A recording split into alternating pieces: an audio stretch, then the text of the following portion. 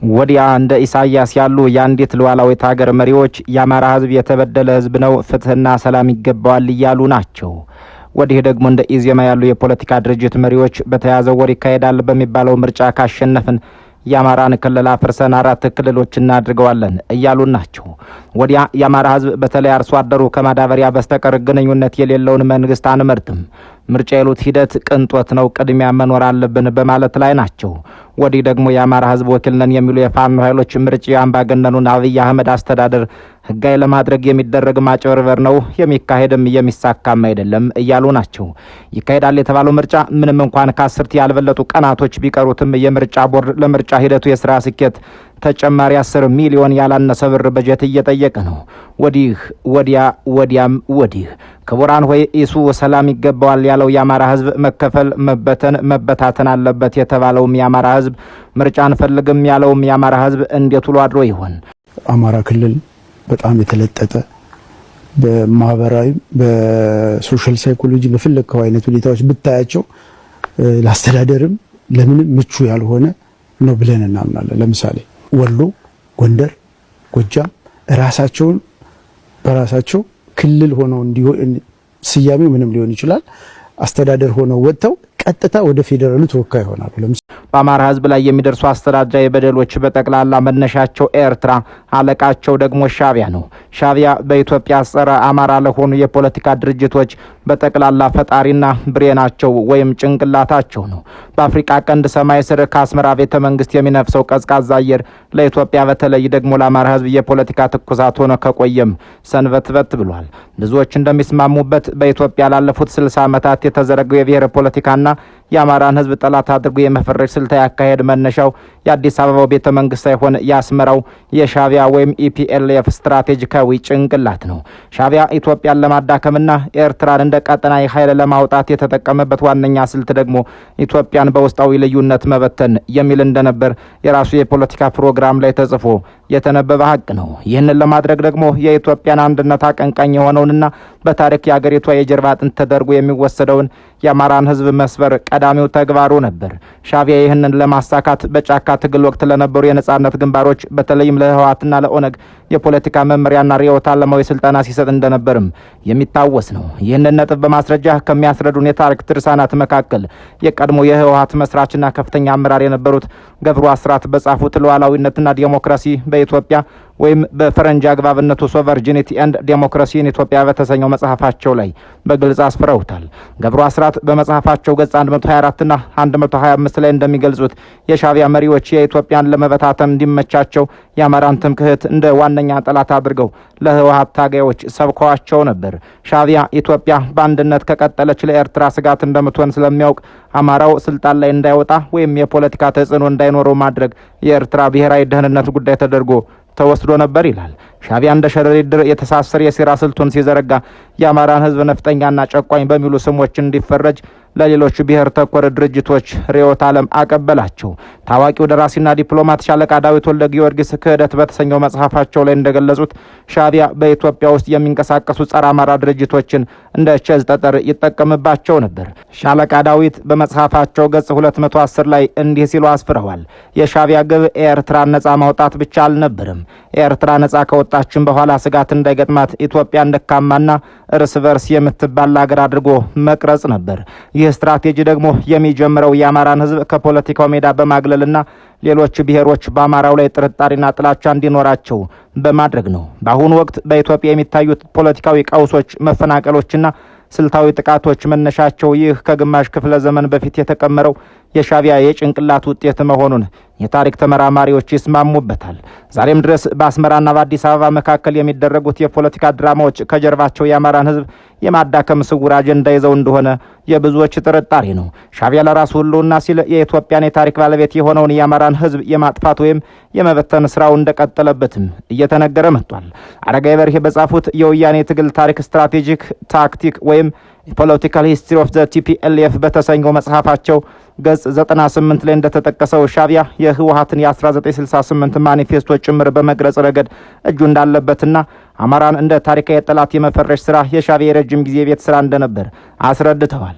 በአማራ ህዝብ ላይ የሚደርሱ ፖለቲካዊ መከራዎች ድንገተኛ ክስተቶች ሳይሆኑ በአስመራ ቤተ መንግስት ተቀምረው በአገር ውስጥ ተላላኪዎች የሚፈጸሙ የረጅም ዘመን ሴራዎች ውጤት መሆናቸውን የታሪክ መረጃዎች በደም ጽፈውት እንደ ትውልድ እኛም አንብበናቸዋል። የአስመራው ጥላ ዛሬም በኢትዮጵያ ተራሮች ላይ ያንዣብባል። የሴራው ድር ገና አልተበጠሰም። እንዲያም ቢሆን የአስመራው ፈላጭ ቆራጭ የአማራ ህዝብ ሰላም የሚገባው ህዝብ ነው ብለዋል ኢሳያስ። እርግጥ ነው በኢትዮጵያ ወንድሞቻችን ላይ እዚያም ሞት እዚህም ሞት አለ። ይህንን እያየን እኛም በሰላም አንተኛም፣ የተሟላ ህብረት አይኖረንም። ይህ የከሳሪዎች ሴራ ደግሞ ጊዜ ቢፈጅብንም እናሸንፈዋለን። እኛ ኤርትራውያን ለወንድሞቻችን ሰላምና ደህንነት ጦር ጉልበት ጊዜ ብቻ ሳይሆን በግሌ ህይወቴንም ለመስጠት ዝግጁ ነኝ። ይህ እምነቴ ነው፣ በነፍሴ የምምለው ውሸት የሌለበት እውነት ነው ይላሉ ፕሬዝዳንቱ። ይህን ያሉት በ2010 ዓመተ ምህረት ክረምት በፈነዳው የፍቅር ጊዜ ለሲጂቲኤን አረቢክ ሰርቪስ በሰጡት ቃለ ምልልስ ወቅት ነው። ኢሳያስ በዚህ ቃለ ምልልሳቸው እኔ አርጅቻለሁ፣ ብዙ ዘመን የለኝም፣ ጠቅላይ ሚኒስትር አብይ አህመድ አመራር ግን የወደፊቷ የኤርትራ ጉዳይ አያሳስበኝም ማለታቸው ከሰሞነኛው አዲስ የእርቅ ወሬ ጋር ተናቦ ዳግም መነጋገሪያ እየሆነ መጥቷል። የአማራም ጠላት የአማራም ወዳጅ፣ የኢትዮጵያም ጠላት የኢትዮጵያም ወዳጅ የሆኑት ሽማግሌው ፕሬዝዳንት ኢሳያስ አፈወርቂ አብርሃ ማን ናቸው? አዲሱን አብይ ወኢሳያስ ጋብቻስ እንዴት ተመልክተውታል? በእርግጥም በአሁኑ ጊዜ የኤርትራው ፕሬዝዳንት ኢሳያስ አፈወርቂ ለረጅም ጊዜያት ከአደባባይና ከመገናኛ ብዙሃን እይታ መሰወራቸው ምን አግኝቷቸው ይሆን የሚል ጥያቄን እያስነሳ ነው። በእርግጥም የፕሬዝዳንት አዲስ ክስተት አይደለም የሚሉ ጸሐፊያንም በርካቶች ናቸው። ባለፉት 2 እና 3 አስርተ ዓመታት ውስጥ በተደጋጋሚ በተመሳሳይ ሁኔታ ከአደባባይ ሲርቁ የጤና ሁኔታቸው አልፎ ተርፎም ህልፈታቸውን የሚተነብዩ ወሬዎች መሰራጨታቸው የተለመደ ነበር። ፕሬዝዳንቱ በህዝባዊ ግንባር ወይም በግህደፍ የትግል ዘመን የነበራቸው ከፍተኛ ሚስጥራዊነት ባህሪ ወደ መንግስት መዋቅር ይዘውት መጥተዋል። ስለ ህይወታቸውና ስለ ውሳኔያቸው የተጻፉ ታሪካዊ መጻሕፍት እንደሚያስረዱት መረጃ የማውጣትና የማውረድ ሂደትን በጥብቅ የመቆጣጠር ልምድ አላቸው። ከአደባባይ ጠፍቶ ነገሮችን ከጀርባ መምራት እንደ ትልቅ ስትራቴጂ የሚያዩት ሰው ናቸው። በተጨማሪም የኤርትራ መንግስት መገናኛ ብዙሃን ስለ መሪያቸው የዕለት ተዕለት እንቅስቃሴ ሪፖርት የማድረግ ግዴታ የለባቸውም። ይህም መጥፋታቸው ይበልጥ ጎልቶ እንዲታይ ያድርጋቸዋል። በሌላ በኩል ኢሳያስ ከአደባባይ በሚርቁበት ጊዜ በውስጥና በውጭ ኃይሎች ዘንድ የሚፈጠረውን ግራ መጋባትና መላምት ራሳቸውም የፖለቲካ ጥቅም ያውሉታል። የእሳቸውን አለመኖር ተከትሎ በስልጣን ክብ ውስጥ የሚፈጠሩ መናወጦችን፣ የስልጣን ሽሚያ ፍላጎቶችን ወይም ታማኝነት ማጣቶችን በቅርብ ለመታዘብም ሆን ብለው ዝምታን ሊመርጡ ይችላሉ። የክልላዊና ዓለም አቀፋዊ ተጽዕኖ ፈጣሪ ሀገራት የእሳቸውን አለመኖር ተከትሎ የሚወስዱትን አቋም ለመገምገም ይህን ስልታዊ ዝምታ እንደ መሳሪያ ይጠቀሙበታል። በተለያዩ ዓመታት የወጡ የጋዜጣ ሪፖርቶች እንደሚያመላክቱት ፕሬዝደንቱ ከተማ ውስጥ ካሉ ይፋዊ ቢሮዎቻቸው ይልቅ ከአስመራ ከተማ ወጣ ብሎ በሚገኘው አዲ ሃሎ በተባለው ስፍራ ረጅም ጊዜያቸውን ማሳለፍ ይወዳሉ። እዚያ ሆነው የልማት ስራዎችን በተለይም የውሃ ግድቦችንና ግብርናን መከታተልና ስብሰባዎችን በራሳቸው ምርጫ ማድረግ ያዘወትራሉ። ይህ ከአደባባይ መራቅ በስራ ከመጠመድና በግል ምርጫ ከመገልገል የሚመጣ እንጂ ከፖለቲካ መድረክ ሙሉ በሙሉ መጥፋትን ሊያሳይ ይችላል። የሰው ልጅ የተፈጥሮ የማይቀረው ጉዳይ በመሆኑ የጤና ሁኔታና የእድሜ መግፋት ምክንያት በተደጋጋሚ በምዕራባውያንና በስደት ባሉ የኤርትራ ወገኖች መገናኛ ብዙሃኖቻቸው በኩል በድጋሚ ይነሳሉ። ፕሬዝዳንቱ በአሁኑ ጊዜ በሰማኒያዎቹ የእድሜ ክልል ውስጥ የሚገኙ በመሆናቸው በየጊዜው ለሕክምና ወይም ለእረፍት ረጅም ጊዜያትን ሊወስዱ እንደሚችሉም ይገመትባቸዋል። ከዚህ ቀደም በተመሳሳይ ሁኔታ በጽኑ በመታመማቸው ተወርቶ ቆይተው ግን በኤርትራ ቴሌቪዥን ረጅም ቃለ መጠይቅ በማድረግ ጤንነታቸውን እያሳዩ ብቅ ማለታቸው ይታወሳል። በአሁኑ ጊዜም በአፍሪካ ቀንድ በተለይም በሱዳን የእርስ በርስ ጦርነት፣ በኢትዮጵያና ሶማሊያ ውጥረት እንዲሁም በቀይ ባህር አካባቢ ባለው የኃይል ሚዛን መለወጥ ምክንያት ከፍተኛ የፖለቲካ ትኩሳት አለ። ኢሳያስ አፈወርቂ በባህሪያቸው በችኮላ መግለጫ ከመስጠት ይልቅ የሁኔታዎችን አካሄድ አይተውና አመዛዝነው የመጨረሻዋን ካርድ መጫወት የሚመርጡ ብልህ መሪ ናቸው። ስለዚህም በዚህ ወሳኝ ጊዜ ከአደባባይ ርቀው ስትራቴጂ መንደፍና ነገሮች መስመራቸው እስኪይዙ መጠበቅ የእሳቸው የተለመደ አካሄድ ነው። በአጠቃላይ የኢሳያስ አፈወርቂ ከአደባባይ መራቅ አዲስ ክስተት ሳይሆን የእሳቸው ልዩ የፖለቲካ ባህሪ፣ የሚስጥራዊነት ጽንሰ ሀሳብና የእድሜ መግፋት ጥምር ውጤት ነው። ታሪክ እንደሚያሳየው እንዲህ አይነቱ ዝምታ ብዙ ጊዜ የሚሰበረው ባልተጠበቀ ሰዓት በሚሰጡ ረጅም ቃለ መጠይቆች ወይም ድንገተኛ ይፋ የውጭ ሀገር ጉብኝቶች ነው። የኤርትራው ፕሬዝዳንት ኢሳያስ አፈወርቂ የግል ህይወት፣ የዕለት ተዕለት ልማዶችና ስውር ታሪኮች ሁልጊዜም በሚስጥራትና በብዙ መላምቶች የተከበቡ ናቸው። ረጅሙ ሰው ኢሳያስ አፈወርቂ መረጃ በጥብቅ በሚቆጣጠር በሚከበርባት ኤርትራ በተባለች ሀገር ውስጥ የአንድን ሀገር መሪ የግል ምርጫዎች፣ የጤና ሁኔታና የቤተሰብ ሚስጥሮች ፈልፍሎ ማውጣት ቀላል ባይሆንም ከተለያዩ ታሪካዊ መጻሕፍት ከቀድሞ ታጋዮችና ከዲፕሎማቶች ማስታወሻዎች እንዲሁም በስደት ካሉ የመገናኛ ብዙሃን ዘገባዎች በመነሳት አንዳንድ ጨዋታዎችን እያደረግን እንቀጥላለን። ስለ ኢሳያስ አፈወርቂ አመጋገብ ልማድ የሚወጡ መረጃዎች እንደሚያሳዩት ከሆነ ግለሰቡ ከበርካታ አምባገነን መሪዎች በተለየ መልኩ እጅግ የተንደላቀቀና የቅንጦት ሕይወት እንደመያዘወትሩ ያሳያሉ። ይህ ባህሪያቸው ከረጅም የመስክ ሕይወት ዘመን የተሰወረ መሆኑን የሕይወት ታሪካቸው የጻፉ ተጓዦች ይገልጹታል። ፕሬዝደንቱ የአገር ውስጥ ባህላዊ ምግቦችን እንደ ጸብሂ፣ ጣይታ ወይም እንጀራና አልፎ አልፎም ክትፎ መመገብ ያዘወትራሉ። በተለይም የባህር ዳርቻ በሆነችው ምጽዋ በሚቆዩበት ጊዜ ትኩስ የባህር ምግቦችንና ሰዎችን መመገብ እንደሚወዱ ይነገርላቸዋል። ከመጠን በላይ የመንደላቀቅ ፍላጎት የሌላቸው ሲሆን የሚያስፈልጋቸውን ያክል ብቻ ቀለል አድርገው እንደሚመገቡ የቅርብ ረዳቶቻቸው መስክረዋል። በመጠጥ ረገድ የኤርትራ ምርት የሆነውን በአስመራ የሚመረተውን ሜሎቲ የተባለውን ቢራ በተለየ መልኩ እንደሚወዱ በተደጋጋሚ ይጻፋል።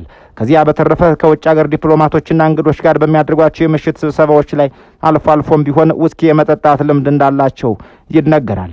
ነገር ግን መጠጡ ለውይይት ማሟሟቂያና ለረጅም ሰዓት ለመጫወቻ እንደሚጠቀሙበት እንጂ ራሳቸውን እስከ መሳት እንደማይጠቀሙት ይገለጽላቸዋል።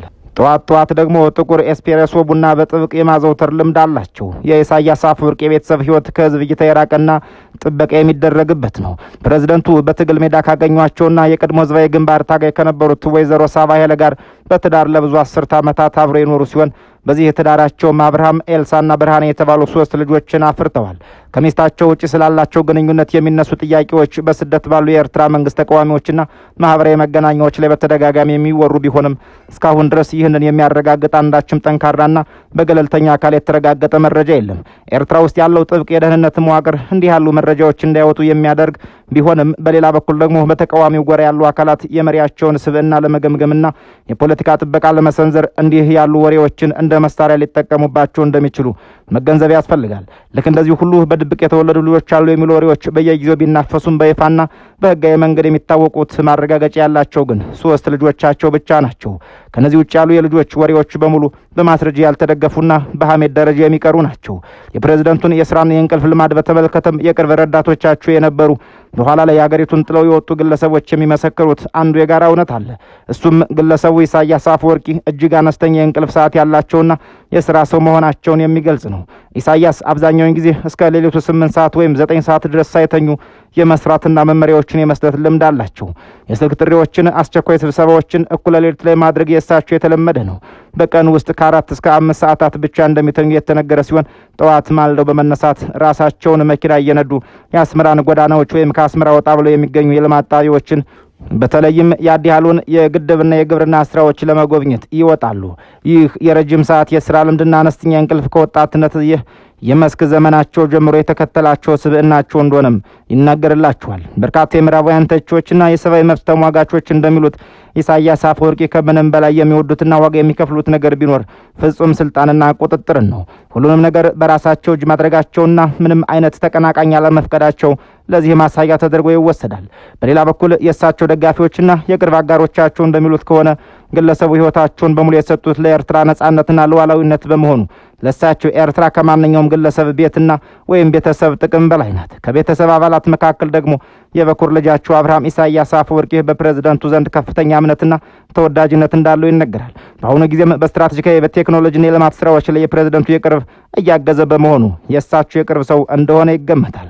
ኢሳያስ አፈወርቂ ከፍተኛ የንባብ ፍላጎት እንዳላቸውና መጽሐፍትን በብዛት እንደሚያነቡ በተደጋጋሚ ይነገራል። ይህንን ባህሪያቸውን የሚያውቁ ዲፕሎማቶች እንደሚያረጋግጡት ፕሬዝዳንቱ ሰፊ የእውቀትና ጠንካራ የማስታወስ ችሎታ አላቸው። በብዛት የሚያነቡት የዓለም ታሪክን፣ የጂኦ ፖለቲካ ስልቶችን፣ የታዋቂ መሪዎችን የህይወት ታሪክና የምህንድስና እንዲሁም የቴክኖሎጂ መጽሐፍትን ነው። በየጊዜው ለሀገር ውስጥና ለውጭ መገናኛ ብዙሃን የሚሰጧቸው ረጅም አንዳንድ ጊዜም እስከ 3 እና 4 ሰዓት የሚዘልቅ ቃለ መጠይቆችን ለተመለከታቸው ሰው የዓለም ፖለቲካ ታሪክና የአያላን መንግስታት አካሄድ በዝርዝር ሲተነትኑ ይስተዋላሉ። ይህ ሰፊ ትንታኔያቸው ከንባብ ልምዳቸው የሚቀዳ መሆኑን መገንዘብም የሚቻልላቸው ነው። ኢሳያስ አፈወርቂ በ1960ዎቹ አጋማሽ በአዲስ አበባ በሚገኝ የቀዳማዊ ኃይለ ሥላሴ ዩኒቨርሲቲ የአሁኑ አዲስ አበባ ዩኒቨርሲቲ የሁለተኛ ዓመት የምህንድስና ተማሪ ያሉ ነበር ትምህርታቸውን አቁመው በ1966 ዓመተ ምህረት ወደ ኤርትራ ነጻነት ግንባር የተቀላቀሉት። ትምህርታቸውን ካቋረጡ በኋላ በ1967 ከጥቂት ጓደኞቻቸው ጋር ወደ ቻይና በመሄድ ከፍተኛ የወታደራዊ ስልጠናና የፖለቲካ ርዕዮተ ዓለም ትምህርት አግኝተዋል። ይህ በቻይና ያሳለፉት የትምህርትና የስልጠና ጊዜ የኋላ ላይ የድርጅት አመራር ስልታቸውን በእጅጉ ቀርጾላቸዋል። ከቻይና ከተመለሱ በኋላም ወታደራዊና ፖለቲካዊ ትግሉን ውስጥ ሙሉ በሙሉ በመግባታቸው ወደ የትኛውም መደበኛ የከፍተኛ ትምህርት ተቋም ወይም ዩኒቨርሲቲ ተመልሰው አልተማሩም። ነገር ግን በተግባር በተደገፈ ልምድ በንባብና በዲፕሎማሲያዊ ግንኙነቶች ራሳቸውን ያበለጸጉ በራሳቸው ጥረት የተማሩ መሪ እንደሆኑ ይቆጠራሉ። ፕሬዝዳንት ኢሳያስ አፈወርቂ አብርሃ ሀጎስ የተወለዱት እንደ አውሮፓውያኑ አቆጣጠር በየካቲት ወር 2 ቀን 1946 ሲሆን በአሁኑ ጊዜ የ80 ዓመት አዛውንት ናቸው። ቀጣይ ለስንት ዓመት በሕይወት ሊኖሩ ይችላሉ የሚለው ጥያቄ የብዙዎቻችን ሆኗል። ሳይንሳዊ ሕክምና ወይም ፍጹም የሆነ ትንበያ መስጠት ባይቻልም ምክንያቱም የሰው ልጅ ሕይወት ዘመን በብዙ ተለዋጭ ሁኔታዎች ላይ የተመሰረተ በመሆኑ በተለያዩ ዓመታት የጤናቸውን መታወክ በተመለከተ በርካታ ወሬዎች ቢናፈሱም ፕሬዝዳንቱ እስካሁን ድረስ በይፋዊ መድረኮችና የውጭ ሀገር ጉብኝቶች ላይ በሚታዩበት ጊዜ ለእድሜያቸው ጠንካራና ንቁ ሆነው ይታያሉ። ይህም ምናልባት ቀደም ሲል ከተጠቀሰው ንቁ የዕለት ተዕለት እንቅስቃሴያቸውና የአመጋገብ ልማዳቸው ጋር ሊያያዝ ይችላል። በዘመናዊ ሕክምናና በጥሩ አጠባበቅ የአንድ ሀገር መሪ እድሜ ሊራዘም ቢችልም ግለሰቡ በ80ዎቹ የእድሜ ክልል ውስጥ የሚገኙ በመሆናቸው ቀጣዩ 10 ዓመታት የኤርትራን የስልጣን ሽግግር የወደፊት ዕጣ ፈንታ የሚወስን አስፈላጊ ወቅት እንደሚሆን የፖለቲካ ተንታኞች ይስማማሉ። በአጠቃላይ ስለ ኢሳያስ አፈወርቂ አብርሃ ሀጎስ የሚነሱ ጥያቄዎችና ሚስጥሮች አብዛኞቹ የሚመነጩት ሀገሪቱ ካላት የተዘጋጀ የመረጃ ፖሊሲና ከፕሬዝደንቱ የግል ሚስጥራዊነት ባህሪያት ነው። የተረጋገጡ እውነታዎች የሚያሳዩት ግለሰቡ ቀለል ያለ የምግብ ልምድ ያላቸው፣ ጥቂት ሰዓት የሚተኙ፣ መጽሐፍትን በብዛት የሚያነቡና ሕይወታቸውን በሙሉ በፖለቲካ ብሎም በስልጣን ላይ ያዋቀሩ መሪ በመሆናቸው ሲሆን ከዚህ ውጭ ያሉ የግል ሕይወታቸው ታሪኮች ግን ማረጋገጫ የሌላቸው የፖለቲካ ትኩሳት ውጤቶች ናቸው። በዚህ ሰሞን ከአብይ አህመድ አሊ ጋር ታርቀው ወደ አዲስ አበባ ይጓዛሉ መባሉን መነሻ አድርገን የድብቁን አምባገነን የኢሳያስ አፈወርቂ አብርሃን ሀጎስ አንዳንድ ምስጢሮች የተካፈልንበት ዝግጅት ተጠናቋል። የእኛን በዚህ አበቃን። የእናንተን ጻፉልን። በያላችሁበት ዓለም ሰኔ ጊዜ ተመኘን። በዚሁ እንሰናበታለን።